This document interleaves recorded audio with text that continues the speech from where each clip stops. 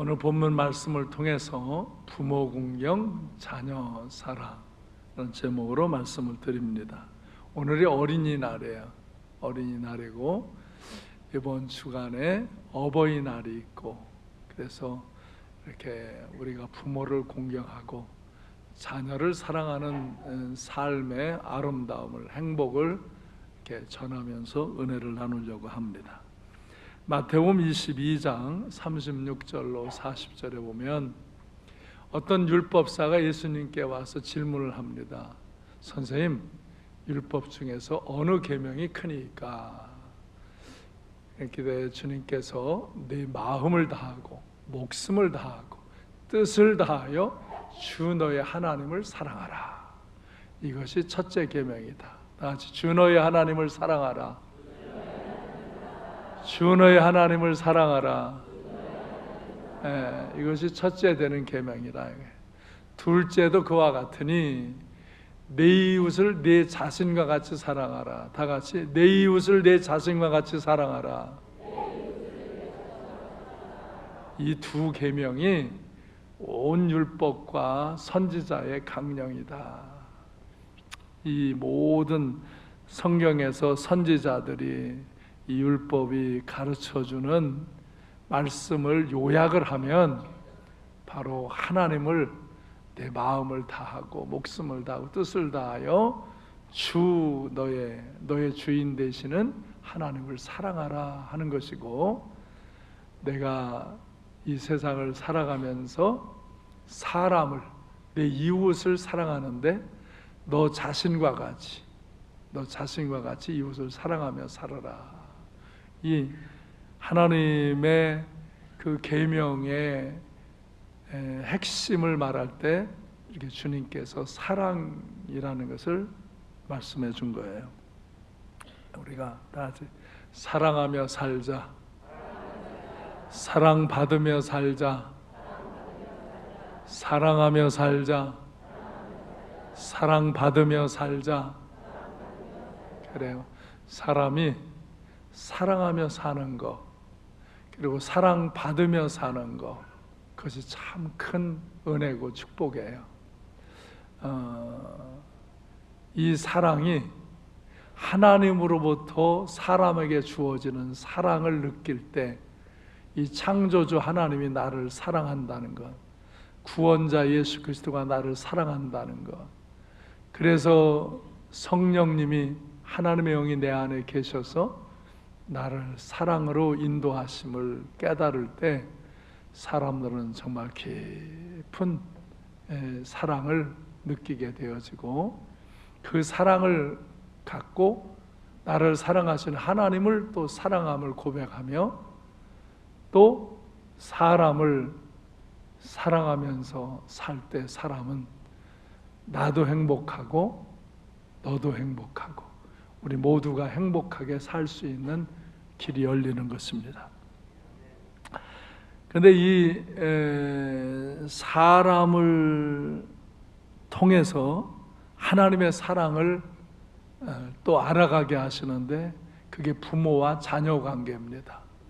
하나님이 보이지 않잖아요. 보이지 않아서 이 하나님의 사랑이 내 마음에 느껴지는, 깨달아지는 이 사랑의 배움을 갖는 방법 중에 하나가 부모의 사랑을 받아들이는 것, 그래서 부모의 사랑을 느끼는 것, 그리고 내가 부모님을 사랑하는 것, 부모님을 공경하는 것, 이 관계 속에서 바로 하나님과 나와의 사랑 관계를 배워나가는 거예요, 사람은. 그래서 부모님이 자녀를 얼마나 사랑하세요. 그렇죠?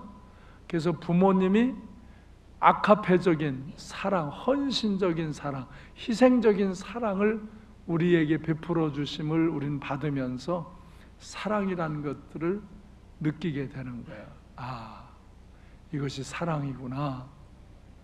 이렇게 정말 부모가 나를 사랑해 주시는구나. 이 사랑을 깨닫고 배우며 우리도 그 부모님을 공경하려고, 사랑하려고 하는 마음을 일깨워 주시는 거예요. 이 마음을 통해서, 이 사랑을 통해서 우리는 하나님의 사랑에 대한 이해를 갖게 되어져요. 그리고 그것이 믿음 안에서 정말 하나님이 나를 사랑하신다는 것을 알고 내가 하나님을 사랑하는 마음을 가질 때 또 그 사람들은 정말 사람을 더 깊이 사랑하는 삶들을 갖게 되어지는 것입니다. 그래서 하나님께서는 10계명이라는 10가지 계명을 주시면서 인간이 살아갈 규칙을, 틀을 이렇게 정해 주셨어요. 그래서 첫 번째서부터 네 번째까지는 하나님을 사랑하라는 거예요. 하나님을 사랑하기에 허탄한 짓을 하나님 앞에서 하지 않는 것이, 온전히 진짜 마음과 목숨과 뜻을 다하여 하나님을 사랑하라는 말씀이 첫 번째에서 네 번째 계명이에요. 그리고 사람이 이 땅에 살아가는데 계명을 6개를 주신 거예요. 6개를. 5번째 계명서부터 10번째 계명은 정말 사람을 사랑하라는 거예요. 사람을 사랑함에 있어서 가장 근본이, 사람을 사랑하면 부모를 공경한다 이거예요. 그리고 살인하거나 간음하거나 도적질하거나 거짓 증거하거나 남의 것을 탐내서 뺏지 않는다는 거예요.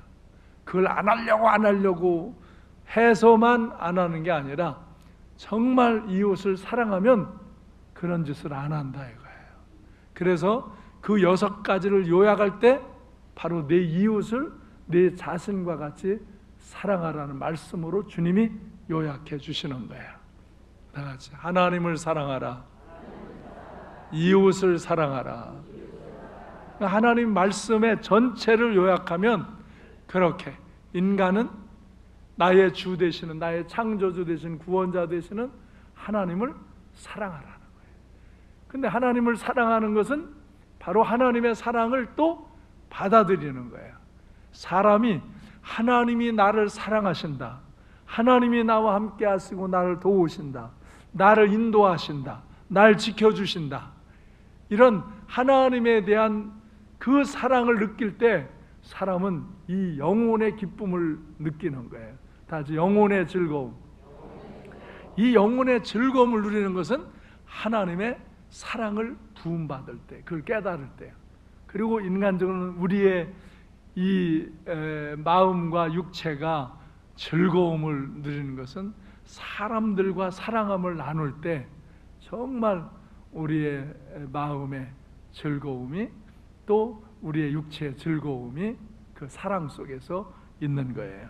그런데 이 하나님을 사랑하라 말씀하신 하나님이 그 사랑을 가장 기초적으로 받을 수 있고 드릴 수 있고 배우는 것이 부모와 자녀 관계라 이거예요.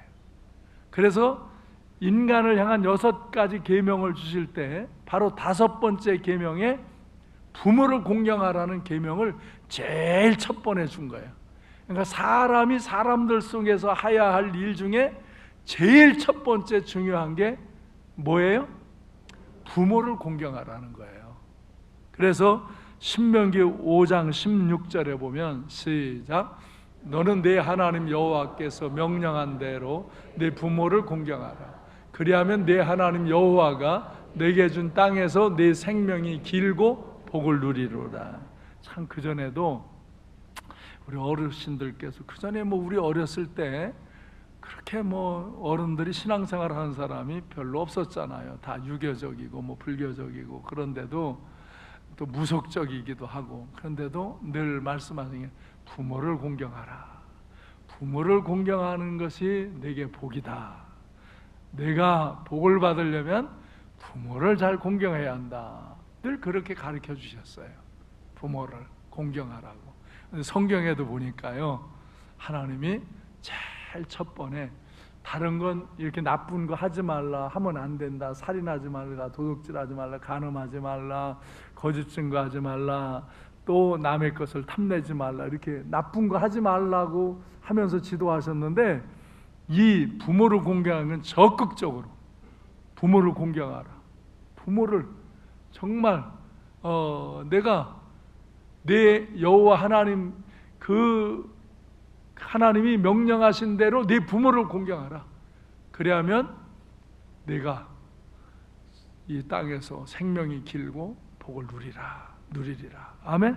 이렇게 약속 있는 계명으로 주셨어요. 긍정적이고 약속 있는 계명. 그렇게 부모 공경하는 게 가장 인생사에서 가장 중요한 것임을 선포하신 거예요. 그래서 이 말씀을 오늘 본문 에베소 6장 1절로 3절에서 인용해서 또 다시 한번 시작. 자녀들아 주 안에서 너의 부모에게 순종하라. 이것이 옳으니라. 내 아버지와 어머니를 공경하라. 이것은 약속 있는 첫 계명이니 이로써 내가 잘되고 땅에서 장수하리라. 아멘. 이렇게 부모님 공경하는 것이 부모님도 행복되고 복되지만 자기도 행복되고 복된 일이라 이거예요. 아멘. 예. 그럼 부모님을 어떻게 공경해야 할까? 부모님은 마음을 편안하게 해드려라. 그래서 잠언서에 보면 계속 여러 번 나와요. 네 부모를 근심하게 하지 말라. 노엽게 하지 말라. 부모를 근심되게 노엽게 하지 말고 부모님 마음을 평안하게 해드려라. 평안하게 해드려라. 예. 또 내 부모님을 정성껏 대접하라 그랬어요. 부모님은요, 우리가 너무 과하게 대접하는 것도 불편해하세요.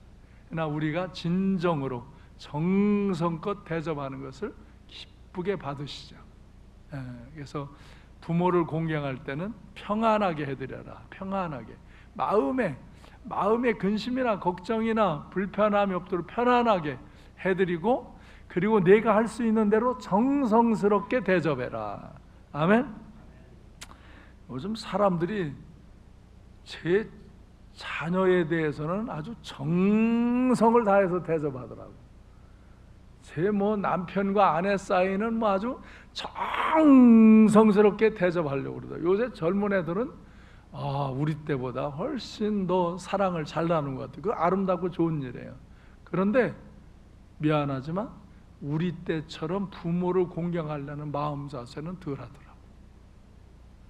저희들끼리만 잘 살려고 지 자식에만 막 애정을 쏟지, 부모를 평안하게 해드리고 부모를 정성껏 보살펴드리고 대접해드리고 이런 건 별로 관심을 못 갖는 경우들이 있더라고요. 근데 성경에 하나님 말씀의 원리는 내가 부모를 잘 공경해라.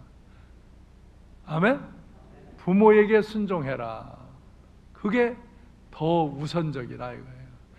그러면 효자 가문에 효자 나고 불효자 가문에 불효자 난다 이거예요. 내가 그렇게 부모를 잘 효도하는 것을 보면 내 자식도 너한테 효도한다 이거예요. 그런데 우리가 부모를 효도하는 걸 안 보여주니까 걔 자식도 나중에 부모에게 효도하는 걸 안 하는 거예요. 그 저들끼리만 사랑하는 것을 대단하게 여기는 거예요. 그것이 그 사람에게 근원적인 복이 아니라 이거예요. 그래서 우리가 부모님을 잘 공경하시기를 바랍니다. 부모를 공경하는 것은 사람, 인륜에게 명하신 가장 첫 번째 계명이 부모 공경하는 거예요. 부모 공경하는 것은 다 같이 부모도 복받고 나도 복받고 자녀도 복받고 그렇게 하는 거예요. 그래서 부모님을 그렇게 잘 공경하시길 바라요. 근데 여러분, 사람이 하는 일, 이 세상의 만물의 움직임은요, 하나님께서 규칙이 있어요. 허락이 있고 제한이 있어요. 이게 제가 성경에 보니까 부모를 공경하는 일도요, 이렇게 허락이 있고 제한이 있어요. 자녀를 사랑하는 일도요, 허락이 있고 제한이 있어요. 물고기에도 물에서 살아야 할 허락이 있지만 물 밖으로 나오면 안 되는 제한이 있어요. 그렇죠? 공중에 나는 새도 공중에 나는 허락이 있지만 물속으로 들어가는 제한이 있는 거예요. 인간 피조물들은, 사람도 이런 부모를 공경하는 것도 자녀를 사랑하는 것도 허락이 있고 제한이 있어요. 이걸 잘 우리가 이해하면서 해야 돼. 그래서 에베소서 6장 1절에 보면 자녀들아 주 안에서 너의 부모에게 어떻게 하라? 순종하라. 이것이 옳으니라 그랬죠. 또 2절에서 내 아버지 어머니를 공경하라. 이것은 약속 있는 첫 계명이다. 이로써 내가 잘되고 땅에서 장수하리라 그랬죠. 자, 1절로 가서 부모에게 순종하고 2절에서 부모에게 공경하라고 그랬는데 거기 보세요. 자녀들아 어떻게? 어디에서? 주 안에서. 이게 부모를 공경하는 데의 규칙, 한계점이 이제 이렇게 또 주어짐이 있어요. 하나님의 말씀을 잘 보면요, 이렇게 규칙이 있어요. 허락이 되는 규칙이 있고 제한이 되는 규칙이 있어요. 이건 왜 그러느냐? 만약에 부모님이 내가 예수 믿고 신앙생활하면 교회를 가는데 부모님이 교회를 못 가게, 그런 부모님들 계시잖아요. 우리 어렸을 때는요, 예수를 믿으면 우리 시골 동네에서는 가문에서 쫓겨났어요. 호적 팔라고 그러고 쫓아내고 그랬어요. 막 몽둥이로 때리고 그랬어요. 야, 진짜 그런 집들이 있었어요. 다행히 우리 엄마 아버지는 그러시지는 않았어.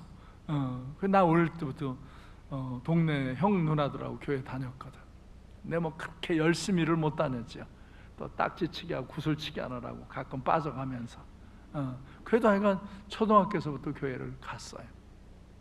근데 어떤 아이들은 그렇게 부모한테 막 혼나고 매를 맞고 그리고 신앙생활을 못한 아이들도 있어요. 너무 안타까웠어요. 그 아이가 나중에는 그래도 또 예수를 믿고 결혼하고 잘 신앙생활하는 애들도 있고, 그러다가 흐트러져서 신앙생활을 못하고 그냥 그때는 순전했는데 그냥 불신앙의 마음으로 굳어지는 사람들도 있고 그런 거예요.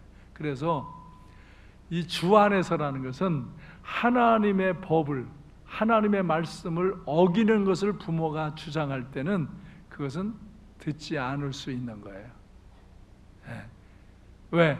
내가 부모가 교회 가지 말라고 해서 안 가면 나도 구원 못 받고 내 부모도 구원 못 받아요.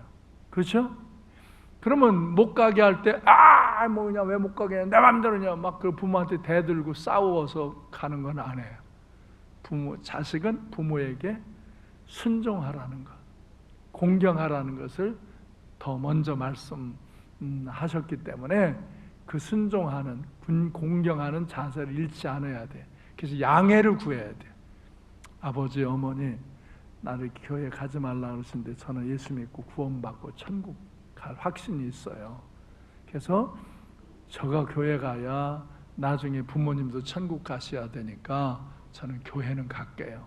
그 대신 다른 거는 제 공부도 열심히 하고 다른 일 심부름도 잘하고 열심히 할게요. 그래도 혼내요. 그래도 또 교회 가는, 그 대신 그렇게 공부도 열심히 하고 잘 살아야 되는 거예요. 그러면서 내가 장성할 때까지 신앙생활을 잘 하고 그 부모를 위해서 기도하면 부모님도 예수 믿는 기회가 있는 거예요. 정말 내가 생명의 씨가 있어서 그 부모들을 위해 기도하고 간청하면 그들을 구원할 기회가 있는. 근데 거기서 내가 포기하면 나도 구원 못 받고 그분들도 구원 못 받아요. 그래서 주 안에서 순종하는 거예요. 부모님이 날 때려도 맞는 거예요. 그렇게 야단해도 받는 거예요. 그리고 내가 주 안에서 행하고자 하는 일은 양해를 구하고 정중하게 하는 거예요. 남편이 아내가 시비하는 사람도 있더라고요. 남편이 교회 못 가게 하는 사람이 있어요. 그래도 교회를 나와서 예배를 드려야 돼. 그러나 남편이 싫어하고 나쁜 말을 할 때 거기 대들어 싸우고 감정적인 싸움으로 하면 가정에 상처가 돼요. 내가 그걸 인내하는 거예요. 인내하고 더 잘해주고 더 기도하고. 그게 말처럼 쉬운 거는 아니에요. 정말 그 부딪히는 감정과 상황에서 쉬운 게 아니에요. 그래도 그렇게 해야 돼요. 우리는 그래서 이 부모를 공경하는 이 마음의 중심을 지키고, 그러나 주 안에서 주님의 말씀을 벗어나는 그런 일에 대해서는 양해를 구하며 겸손히 정중하게 이야기하면서 우리의 본분을 잘 하면서 잘 섬겨드리는 자세를 가지시기를 바랍니다. 저도 믿지 않는 가정에서 어릴 때부터 신앙생활을 하다가 중간에 이제 흐트러져서 또 흐트러지더라고요. 청년기에 세상을 보면 불만스럽고, 우리 다닐 때는 막 유신헌법이 개정되고 의롭지 못한 사건 같은 것들을 이렇게 목도하면서, 그런데 저항도 하고, 그러다 보니까 교회도 하나님도 안 계신 것 같더라고요. 왜 저렇게 의로운 사람들이 저렇게 고통을 당하는가, 하나님 왜 잠잠하신가, 그런 생각 때문에 그 교회를 잘 안 나갔어요.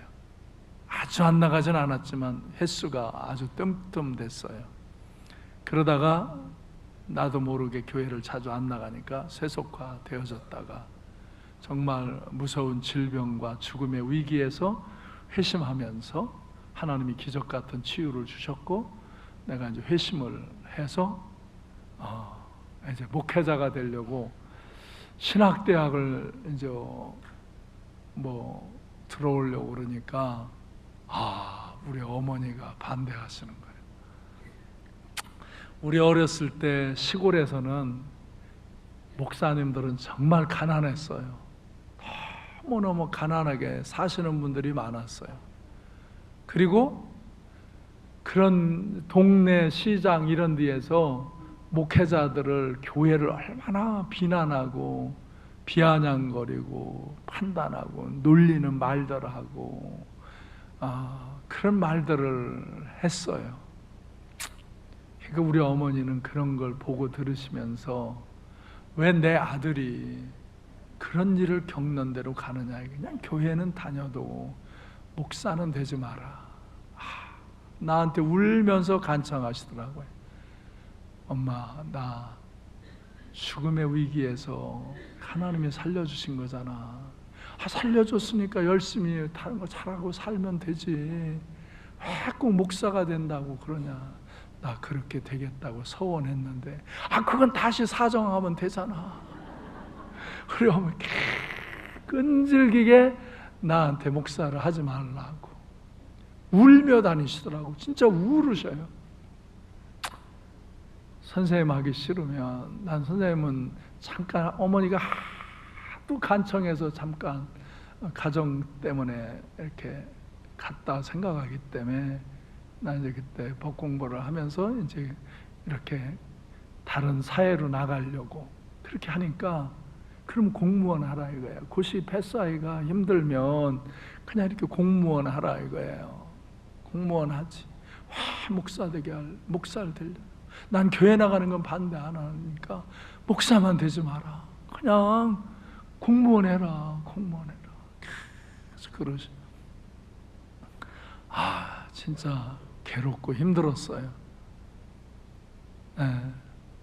아버지가 사업하다 어려우셔서 이제 엄마가 여러 가지 생활을 꾸며나가시고 그러는데, 또 아직 동생들이 나하고 좀 중간에 하나가 잃고 나이 차이가 나는데 돌봐야 되고, 근데 엄마가 힘이 돼주고 그러면 좋을 텐데 참 미안한 거예요. 그래서 조금 천천히 갈까 그 생각하는데 내 가슴에서는 그럴 수가 없는 거야.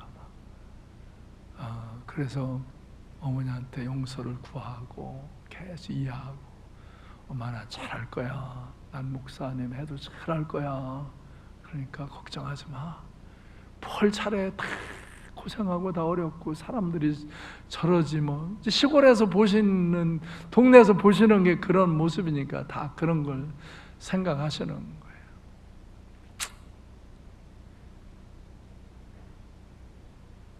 그래서 내가 서울신학대학에 편입에 들어오면서 공부를 하면서 늘 어머니한테 미안했어요. 마음이 아팠어요. 근데 결국 우리 어머니가 믿음 생활 하셨고 권사님이 되셔서 돌아가셨잖아요. 우리 아버지는 그때도 남자니까 놔두라고. 원영이가 하는 대로 놔두라. 사람은 자기가 하고 싶은 걸 하지. 제가 나이가 뭐 이제 장성했는데 그렇게 한다고 안 하느냐. 기왕 할 건데 쟤 한다. 기왕 할 건데 그렇게 괴롭게 하지 말라고. 그래도 아버지는 남자니까 신사적으로 나한테 목사하지 말라 소리는 한마디도 안 하시더라고. 엄마만 그냥 그렇게. 그래서 힘들었어요. 그래도 아이가 나중에는 내가 여기 삼가함께 와서 목회하면서 우리 어머니가 여기 와 계시면서 내가 이렇게 좋은 일 많이 하고 존중함을 받고 그런 걸 보면서 아주 우리 아들이 삼가함께 목사라고 유세를 부리시더라고. 아주 기뻐하시고 자랑스러워하시고 그러면서 돌아가셨어요.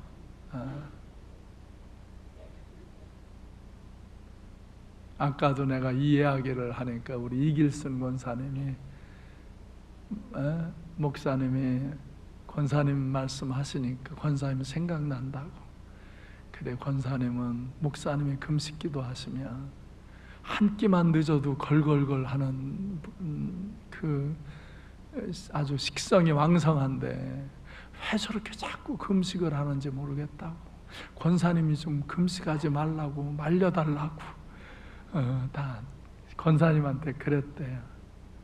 그러니까 어머니는 믿음이 있으셔도 내가 자식으로서는 늘 마음을 끓였어요. 그리고 내가 이렇게 다 잘 되고 잘 하잖아요. 그러니까 돈이 없잖아. 돈. 목사님은 오히려 동생들은 돈이 있는데 목사님은 돈이 없잖아. 왜 없어? 엄마 나 돈 많아. 뭐 있어 먹긴 내놔봐. 돈이 없다고 또 늘 걱정하시고 그러시더라고요.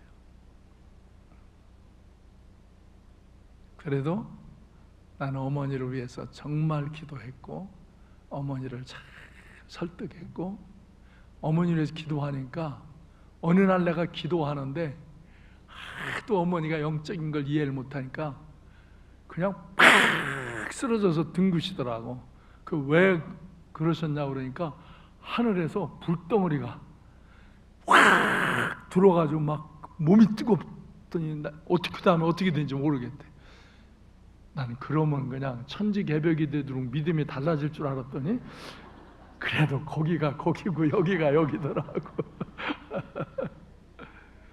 그러니까 연세가 많아서 변화된다는 게 참 쉽지 않아요. 그래도 여러분이 믿음 생활하는데 아무리 부모님이 반대하고 방해가 돼도 그 부모님은 공경해야 되는 거예요. 내가 이렇게 얘기하는 것은 부모님을 공경한다는 것은 천륜이에요. 인간에게 주어진 윤리 중에 가장 첫 번째. 그러니까 어떤 이유로도 부모를 공경하는 일을 소홀히 하면 안 되는 거예요. 부모를 잘 공경하시고 여러분 어린이날이라 자녀들에게도 잘하는 일을 하지만 이번에 분명히 깨닫고 여러분 부모님을 기쁘게 해드리고 정성껏 대접하고 잘 공경하는 그런 기회가 되시기를 바라요. 그래서 우리가 부모님을 공경하고 이 성경에서 보면 부모를 근심하게 하지 마라, 부모를 대적하지 말라, 부모를 학대하지 말라. 그런 자는 저주를 받을 거라고 그랬어요. 이 부모와 자녀 관계 똑같아요. 부모를 학대하는 자도 저주고 자녀를 학대하는 자도 저주받는다고. 그래. 그래서 이 성경에 보면 복을 받는 말씀이 많이 있는데요. 저주받는 말씀이 이 부모 학대, 자녀 학대. 가정을 귀히 여기는 거예요. 하나님은 가정을 귀히 여기는 거예요. 가정은 부모와 자녀 속에서 있는 거예요.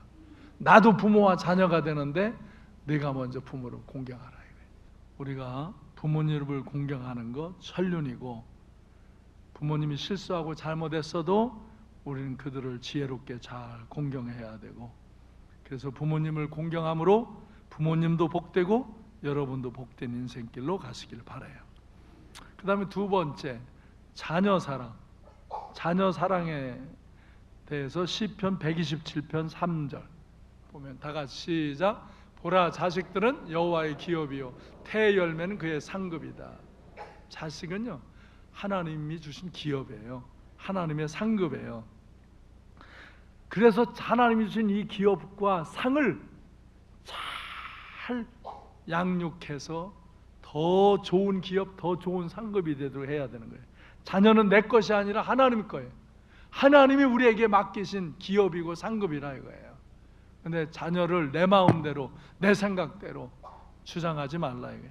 하나님 뜻대로, 하나님 말씀대로 잘 양육해라 이거예요. 여러분, 때로 자녀를 안 주시는 부부도 있어요. 그때 너무 저주받았다 생각하지 마시고요. 내 육으로 난 자식은 안 주시지만 내가 다른 사람을 사랑하라고 하시는가 보다. 그리고 어려움 중에 있는 사람들, 다른 자녀들, 부모가 없는 아이들, 너무 가난한 사람들, 그런 사람들을 도와주며 사랑하며 사시기를 바라요. 이기적인 삶을 살라고 자녀를 안 낳는 일은 하나님의 기업과 상급을 거부하는 일이에요. 자기 인생의 큰 손실과 상처예요. 요즘은 어떤 젊은이들은 이기적으로 지들 인생을 즐기겠다고 자녀를 안 갖겠다. 그건 하나님이 준 기업과 상급을 예면하고 거부하는 일이기 때문에 자기 인생에 더 아름답고 풍성함을 잃어버리는 거예요. 에베소 6장 4절에 보면 여기서도 자녀를 양육할 때 이 규칙이 한계가 있어요. 뭐예요? 아비들아, 너의 자녀를 노엽게 하지 말고 오직 주의 교훈과 훈계로 양육하라. 아멘. 자녀를 노엽게 하지 말라 이게. 자녀를 자녀한테 막 성질내고 폭언하고 감정을 쏟아붓고 육체를 괴롭히는 그런 짓 하면 안 된다. 요즘에 부모들이 막 그런 사람들이 있어요. 자녀를 제 것인 줄 알고 막 자녀에게 언어 폭력을 쓰고, 그래서 폭을 내고 막 자기 감정에 수틀린 것을 자녀들에게 막 쏟아붓고, 부부싸움 나서의 감정을 자식에게 붓고, 자기가 세상에 나가서 마음대로 안 되는 것을 와서 자식에게 쏟아붓고 원수처럼 괴롭히고 육체로 괴롭히고, 이 부모도 성적으로 괴롭히는 그런 자까지 있잖아요. 이런 것을 하지 말라. 그 다음에 자기 자녀를 보상 심리로 내가 하고자 했는데 못한 것을 자녀를 통해서 성취하려고 그런 거 하지 말라 이거예요. 자녀는 자녀예요. 걔의 특성, 걔가 뭘 원하는가, 뭘 잘하는가, 그거를 잘 할 수 있도록 도와주는 게 부모라 이거예요. 그래서 노엽게 하지 말고 4절 후반에서 뭐예요? 주의 교훈과 훈계로 양육하라. 즉 하나님의 말씀으로 양육하라 이게. 하나님의 말씀을 배우게 하라 이게. 하나님의 뜻을 따라 살게 하라 이게. 그래서 저기 또 어느 분과 이렇게 면담을 했는데 참 내가 믿음 안에 들어와서 사니까 정말 내 자녀들을 내가 간섭하지 않아도 우리 자녀들이 저렇게 믿음 안에 은혜 안에서 감사하며 사는 게 너무 행복하다. 이 부부는 우리 교회 와서 처음 믿음 생활을 했는데 믿음 생활하고 나서 또 바로 새벽 기도를 하고 지금까지 변함없이 새벽 기도를 하고 이 큐티를 하고 제자 훈련을 받고 그러면서 자녀들도 다 그렇게 양육하고 그러니까 온 가족이 믿음 안에 있으니까 너무 행복하다 이거예요. 너무 행복하다. 이렇게 내가 자녀들 때문에 신경 쓰고 막 이리 해라 저리 하라 하지 않아도 얘들이 주의 말씀 안에 거하니까 이렇게 은혜 안에서 사는 행복한 가정을 이루게 되었음을 기뻐하시더라고요. 그래서 내가 축복해 줬어요. 근데 어떤 사람들은 지금 우리 주일학교나 중고등부 여기서 안타까워해요. 아유 엄마가 권사고 집사인데 아이들을 주일날 교회 안 보낸다 이거야. 그래 내 이 권사는 이게 꼰사고 이 집사는 잡사라고 내가 그러는 거예요. 자기 아들 딸이 믿음 생활 열심히 하는 걸 싫어하는 권사 집사 이런 사람들이 있다 이거예요. 장로도 있는지 모르겠어. 자기 아들 딸이 믿음 생활 잘하는 걸 싫어해. 적당히 하라 이거예요. 그리고 주일날도 학원 보내. 야야야 교회는 나중에 가도 돼. 나중에 더 커서 가도 돼. 지금 공부할 땐 공부해. 좋은 학교 들어가야 돼. 그래서 아이들 가슴에 세상을 심어줘. 그것이 잘못된 부모예요. 아이 가슴에 하나님 말씀을 심어주고 하나님의 영을 심어줘야 되는데, 그래서 걔 마음속에 세상이 들어와 있어. 그래서 걔가 자라면서 계속 세습적으로 빗나가는 거예요. 교회는 와요. 습관적으로 교회는 오는데 그 가슴에 세상이 심어졌기 때문에 걔는 신앙이 사변적이에요. 사변 세속적이에요. 그게 안 바뀌어요. 어릴 때 그게 빗나가면 그걸 바꾸는 게 엄청 힘들어요. 제가 그러잖아요. 내가 목사를 이렇게 수십 년 목회를 하면서 한국인 남자가 주의 은혜 안으로 변화되어 들어오는 것은 물이 변하여 포도주가 되는 것만치 어렵다. 와, 여기서는 아멘해요. 감동도 받아요. 근데 저기 나가면 그대로 세속적인 가치 논리로 살아요. 그래서 그 사람들에게 하나님의 방법으로 나타나는 역사가 일어나지 않는 거예요. 그게 마음이 아파요. 그게 마음이 안 아파요. 정말 착하고 순하고 나름대로 조금씩 섬기기도 하고 그러는데 확 새로운 삶, 정말 하나님의 은혜 안에서 사는 삶, 하나님의 역사가 체험되는 삶, 이 삶이 없는 거예요. 그 세상 걸 더 많이 가졌어요. 세상이 좋아지니까 돈도 가졌고 명예도 가졌고 다른 거 지구도 가졌. 그런데 정작 그 사람들이 행복해하지 않는 거예요. 세속화되어 있는 거예요. 그래서 신앙이 이중적이야. 교회 오면 이렇게 해야 되겠는데 하고 교회를 떠나면 그냥 저렇게 사는 거야. 똑같아. 세상은 알 수 없어. 그럴 수밖에 없어. 목사님이 말씀하는 걸 목사님이 그렇게 살 수 있지만 우리가 어떻게 그렇게 살아? 아주 이렇게 당당하게 답변하면서 그대로 살아가요. 그래서 그들 가슴 중심에는 하나님의 영이, 하나님의 말씀이, 하나님의 역사가 일어나는 인생이 없고 세속화된 세상이 중심이 들어와 있고 세상에서 조금 더 갖고 조금 높아지고 되면은 할렐루야 하고, 그래서 비전이 존재에만 목적이 있는 거야. 내가 이런 사람 되고 저런 사람 되겠다. 되고 나서 뭐냐 이거. 되고 나서 하나님의 가치가 없는 인생을 사는데 그게 무슨 하나님의 영광이냐 이거예요. 내가 무엇을 어떻게 할까에 비전이 있어야 되는데 내가 무엇을 될 거에만, 무엇을 소유할 거에만 비전을 둔 거예요. 그래서 그런 사람을 통해서 새 역사가 안 일어나는 거예요. 그래, 그게 마음이 아쉬워. 그래도 난 기다려요. 왜? 어른들 중에 다 안 되는 건 아니니까 조금씩 변화되고 새로워지는 사람이 있으니까 기다려요. 여러분을 기다립니다. 변화되시기 바랍니다. 제가 전하는 믿음, 이 의미를 아시고 이 믿음을 갖고 살아가시길 바랍니다. 우린 다 얼마 후에 하나님 앞에 서서 우리의 인생을 다 셈해야 됩니다. 그런데 학생 청년들을 내가 가르쳐 보니까 학생 청년들은, 우리 청년부 리더들을 세워놓고 청년들에게 비전을 주고 제자 훈련을 시키고 그들을 양육하니까 그들은 확 뒤집어지는 아이들이 많아. 그래서 새로운 가치, 새로운 방향을 잡고 살아가. 그들끼리 결혼해. 지금 우리 교회는 그렇게 살아가는 아이들이, 그렇게 같은 방향을 보고 있는 아이들이 결혼을 해. 그래서 아름다운 가정을, 그래야 자녀도 그렇게 양육해요. 어릴 때부터 말씀을 양육하고. 그래서 우리 프로포즈 셀에 많은 사람들이 자기 자녀에게 성경을 암송시켜. 그리고 같이 예배하고 찬양하고 기뻐하면서 사는 그런 젊은이들이 일어나요. 그러니까 그들은 가슴에 하나님이 있고 하나님의 삶의 방식이 들어왔고 자기 자녀에게도 그걸 가르치는 거예요. 그 가정이 부모를 공경하고 자녀를 사랑하며 사는 복된 가정이 되어지는 거예요. 아멘. 그래서 잠언 22장 6절에서 마땅히 행할 길을 아이에게 가르치라. 늙어서도 그걸 떠나지 아니라.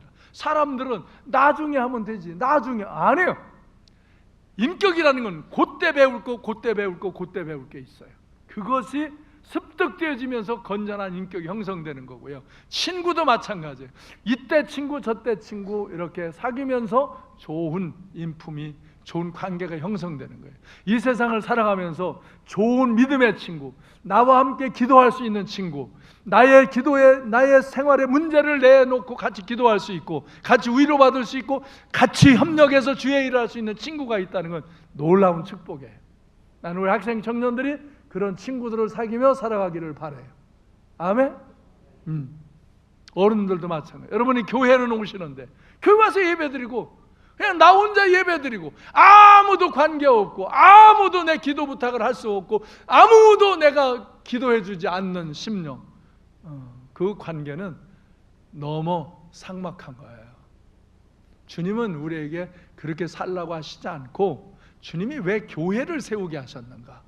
개인이 예수 믿으면 구원받지요. 근데 주님은 교회라는 공동체를 세우게 하시고 교회의 머리가 되시고 우리에게 지체가 되라 하시고 그렇게 관계를 갖고 살라고 하시잖아요. 사람은 그렇게 혼자 아주 당당하게 뻣뻣하게 혼자 그렇게 설 수가 없어요. 하나님이 그래서 남자와 여자를 주셔서 보완하라고 주신 거예요. 남자도 여자를 보완하는 거고 여자도 남자를 보완하는 거예요. 여자와 남자는 달라요. 그래서 매력을 느껴요. 근데 다르기 때문에 매력을 느꼈지만 같이 살다 보면 다른 게 불편해. 뭔 말인지 모르시나 봐. 남자와 여자가 같이 살면 편해요, 불편해요? 네? 날마다 같이 살면 편해요, 불편해요? 말도 못해요? 되게 불편합니다. 남자와 여자가 같이 사는 거는. 근데 그게 젊었을 때는 매력이야. 내가 없는 게 있거든. 그래서 꼭 만나는 것도 보면 자기와 성격이 다른 사람, 뭐 스타일이 다른 사람을 만나게 돼 있어. 사람은 그런데 호기심을 가져. 근데 살아보니까 다르다는 건 되게 불편해. 되게 불편해. 나도 우리 영희 씨랑 사는데 불편해. 근데 불편한 걸 어떻게 극복하며 함께 살아가느냐, 그게 인격인 거야. 그래서 당신 남편 아내 얘기는 다음 주에 할 거예요. 다음 주에 할 거니까 다음 주에 남편하고 아내하고 꼭 와서 둘이 앉아. 오늘 그것까지 다 못하니까. 근데 우리가 하나님 앞에서 정말 자녀를 어릴 때부터 잘 키워야 돼요. 어릴 때부터 믿음의 친구. 자녀가 한 30개월 안에는, 교육학적으로 볼 때 30개월 안쪽에는요, 선악을 구별하는 인지 능력이 아주 약합니다. 그래서 혼내도 이게 잘못해서 혼나는지 뭐하는지를 몰라요. 그러니까 혼내도 교육이 안 돼요. 그러니까 한 30개월 안쪽, 한 20몇 개월은 웬만하면 봐줘요, 그냥. 근데 한 30개월이 지나면요, 안 돼요. 그렇게 하면 나쁜 거예요. 그렇게 하면 엄마가 마음 아파요. 그렇게 그 말을 해줘야 돼. 안 된다는 걸 말을 해줘야 돼. 하자는 것도 말을 해야 되지만 안 된다는 걸 말해요. 그럼 걔가 하려고 그러다가 두 번, 세 번 듣다 보면 이거 안 되는 거구나. 왜 안 될까? 근데 이제는 그게 인지가 되는 거야. 이렇게 하면 안 좋은 일이 돼서 안 좋구나. 이걸 인지하기 시작하는. 그래서 이 말씀 교육은요, 어릴 때부터 해야 돼요. 우리 프로포즈 셀이 자녀들에게 성경 암송시키고 찬양 같이 하고 이건 굉장히 중요한 거예요. 그 말씀을 암송하다 보면 이 말씀은 사람에게 지혜도 주시고 지식도 주시고 은혜도 주시고 능력도 주시고 권세도 주시는 거예요. 이 하나님의 말씀은 창조력 있는 거예요. 그래서 우리는 하나님 중심, 믿음 중심, 말씀 중심으로 자녀를 잘 양육하시길 바라요. 그래서 복음의 핵심 요절을 암송하게 해야 돼요. 요한복음 3장 16절, 하나님이 세상에 이처럼 사랑하사 독생을 주시니 이는 그를 믿는 자마다 멸망하지 않고 영생을 얻게 하려 하심이라. 요한복음 1장 12절, 영접을 하고 그 이름을 믿는 자들에게 하나님의 자녀가 되는 권세를 주셨으니. 에베소 2장 8절, 너희는 그 은혜에 의하여 믿음으로 말미암아 구원을 얻으니 이것은 너희에게서 난 것이 아니요 하나님의 선물이라. 요한계시록 3장 20절, 볼지어다 내가 문 밖에서 두드리노니 누구든지 내 음성을 듣고 문을 열면 내가 그에게로 들어가 그와 더불어 먹고 그는 나와 더불어 먹으리라. 이게 복음의 핵심적인 거거든요. 이걸 암송시켜야 돼. 예수 믿으면 심판받자 영생 얻는다. 예수님을 영접하면 하나님 자녀가 된다. 와, 이 영생은 하나님이 주신 선물이다. 지금 마음을 열고 받아들이면 하나님이 우리 안에 오시고 우리의 영생을 주신다. 이게 복음이거든요. 복된 소식. 이 말씀을 아이들에게 암송하게 하면요, 그 말씀의 믿음이 마음에 들어오는 거예요. 또 시편 1편, 여기 복인된 사람 악인의 길을 따르지 않고 죄인들의 길을 서지 않고 오만한 자들의 자리에 앉고 여호와의 율법을 그 율법을 주야로 묵상합니다. 저는 시냇가에 심은 나무가 시절을 쫓아 과실을 내면 그 잎사에 말하지 않겠더니 그 행사가 다 형통하리로다. 이렇게 그냥 우리는 어릴 때부터 암송을 했기 때문에 그냥 컴퓨터에서 나오는 것 같이 나와요. 근데 이게 나는 저 산을 걸어갈 때도 이렇게 말씀을 암송하며 걷고 찬양을 들으면서 걷고 비전센터에서 그런다. 근데 그게 내게 생명이 되고 능력이 돼. 그게 내게 하나님의 생각을 넣어주시고 하나님 중심의 마음을 넣어주시고 내가 믿음으로 이렇게 살면 내가 정말 시냇가에 심은 나무처럼 형통하는 삶을 살려.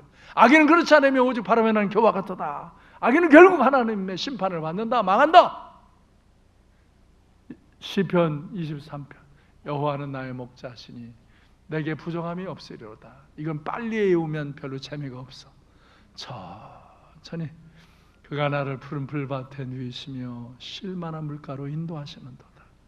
내 영혼을 소생시키시고 자기 이름을 위하여 의의 길로 인도하시는도다.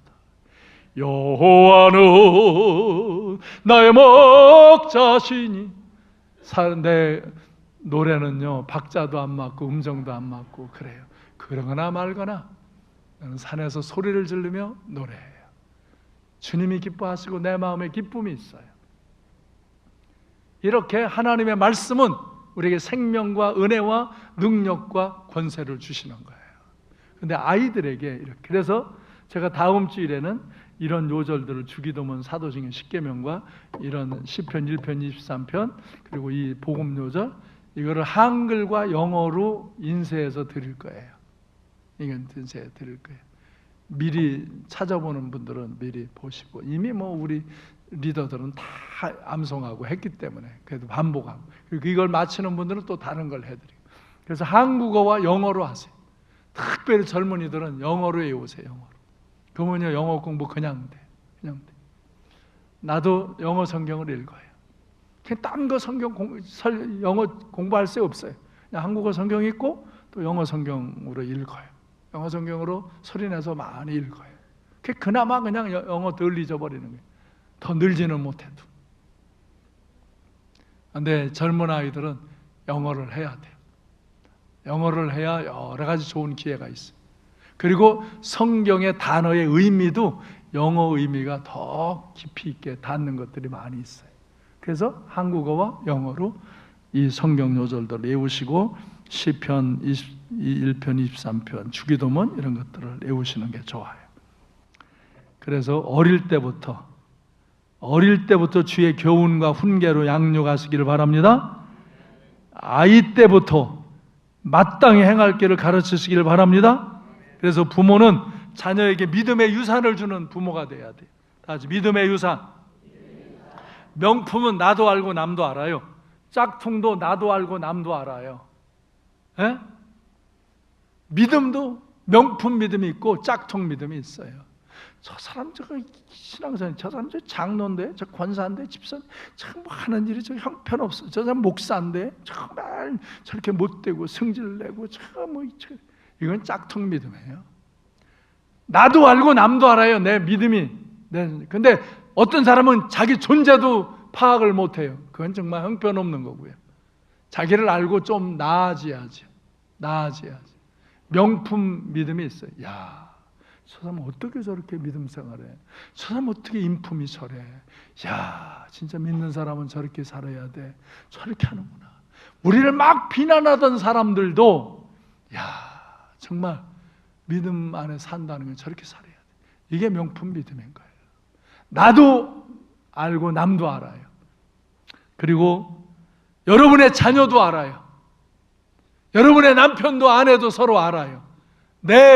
저 가족이 정말 짝퉁 믿음인가 명품 믿음인가. 옆 사람 쳐다봐요. 짝퉁같이 생겼나 명품같이 생겼나.